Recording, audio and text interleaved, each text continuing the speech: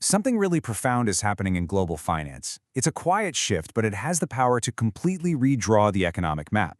A group of nations, you know them as BRICS, Brazil, Russia, India, China, and South Africa, are building an entirely new system from scratch. And at the heart of it all is a concept called the unit, a new currency for trade that's anchored by a 40% gold shield. This isn't just some small update. It's an attempt to build a parallel financial universe, one designed for a totally different world. And to really understand how we got here, we have to start not with some big global meeting, but with a single game-changing investigation. All right, so here's how we're going to break this all down. We're going to start with that forensic audit in Mali that uncovered an absolute fortune. Then, we'll get into the history behind this push for economic freedom. After that, we'll really tear apart the design of this new system, deconstruct that 40% gold shield, and finally, take a really honest look at the tough road ahead. So, where does a story this massive even begin? You might think it starts on Wall Street or in a government building in Washington or Brussels, but nope. This story starts in West Africa with a single powerful audit. So get this. Between 2024 and 2025, the Republic of Mali did something pretty incredible. It recovered $1.2 billion. And let me be clear, this wasn't a loan, it wasn't foreign aid, this was their own money, unrecovered taxes and royalties from their own gold mining industry that had until then been completely off the books. So you have to be asking yourself, how does more than $1 billion just vanish? Well, this wasn't some simple accounting error. The government launched a deep forensic audit, and what they found was a pattern of something called systemic undervaluation. In plain English, that means mining companies were consistently reporting that the gold they were digging up was worth a lot less than its real market value.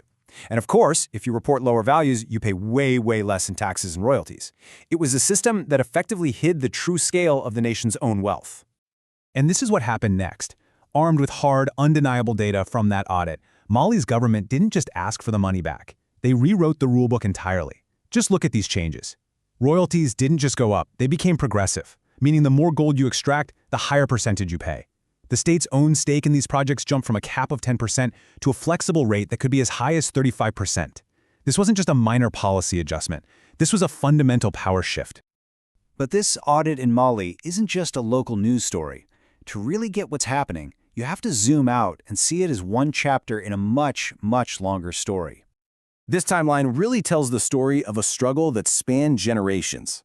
It all starts back in the colonial era, with economic models designed for one thing, extracting resources. Then you get formal political independence, but for many, real economic control stayed out of reach. They were locked into systems like the CFA franc, a currency tied to Europe, which meant a European central bank was basically calling the shots on their monetary policy. So what we're seeing today, this sovereign reset, is the next logical step. It's about finally claiming true economic and monetary power.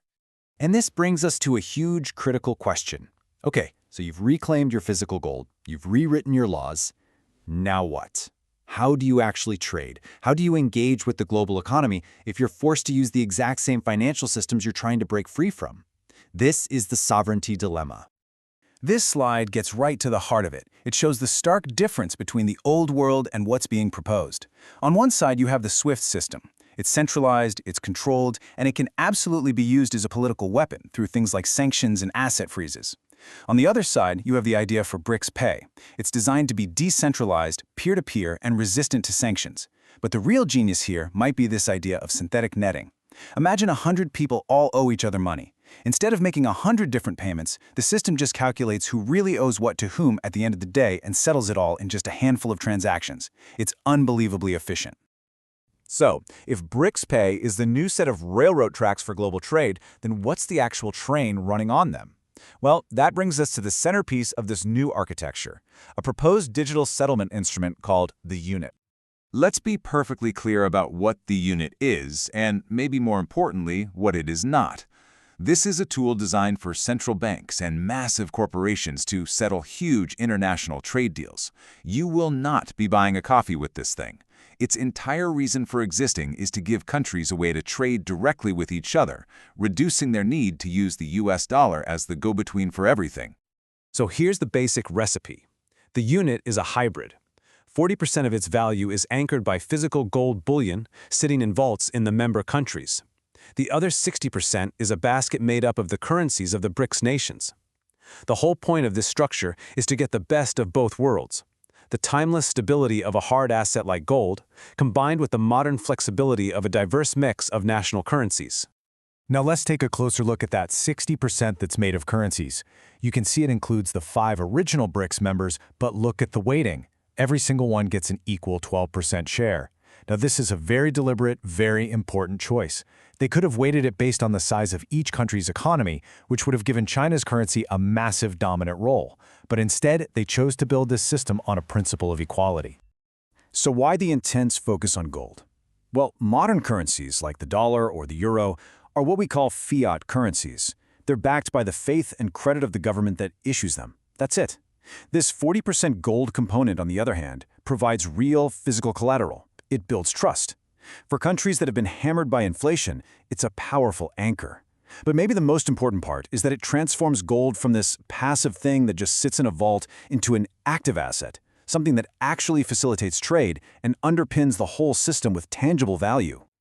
Now, as exciting and grand as this whole vision is, the people building it are being really pragmatic. They're making it clear that this is going to be an evolution, not some kind of overnight revolution. And this slide really shows you the treacherous path they have ahead of them. I mean, they're starting with almost zero liquidity, which is a huge hurdle.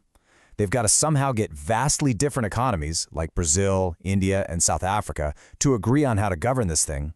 All the while, the dollar-based system is still the massive default network for the whole world. And when you boil it all down, its success or failure is going to come down to one thing: pure political trust. It's also really important to understand where this project is right now. As of late 2025, the unit is still an experiment. It's a pilot project launched by a research institute to just test the idea. It has not been officially adopted by the BRICS governments themselves.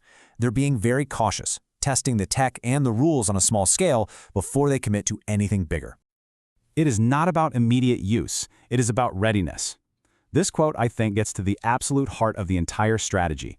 The goal here isn't to replace the dollar by next Tuesday. It's about building a viable, working alternative, a kind of financial insurance policy that's ready to be activated if or when the current system becomes unstable or is used against them. And that leaves us with a pretty profound question, doesn't it? The BRICS alliance now represents nearly half the world's population and more than a third of its entire economy. The architecture is being built, the gold is being moved into place, and the whole world is watching. The question really isn't if the financial world is going to change anymore. The real question is how, and how fast.